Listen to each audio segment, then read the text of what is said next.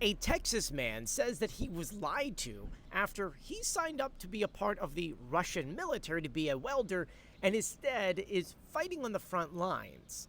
Seriously, that is what his wife is saying on social media as she's asking for a lot of people for prayers because, he feels like that he's being thrown to the wolves.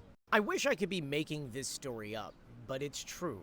This gentleman, Derek Huffman, thought that he would join the Russian military.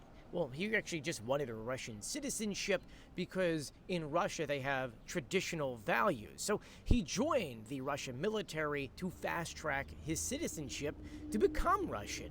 He went through as a welder and now he's fighting on the front lines. This guy is 46 years old, he's got 3 kids, and he moved to Texas under Tim Kirby's project called American Village. This is something that's been going around in which Americans could move to Russia, and they're part of this major propaganda campaign. Long story short, the Hoffmans have been documenting their entire journey from the United States all the way over to Russia and this entire American Village project. Back in May, Derek decided to join the Russian military with absolutely zero experience in the military.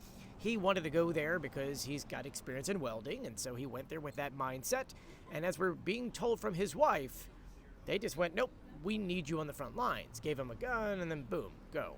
According to his wife, he was actually told that he needed to get at least 2 weeks experience in the military, try to get some training in before he can actually become a welder. And instead they keep inching him closer and closer to the front lines. So how did they lure him into being a part of this? Well, they saw that he was in social media, and so they said, hey, why don't you come through as like a war correspondent? Then they said, why don't you become a mechanic? And then it was like, oh, you could use your welding skills.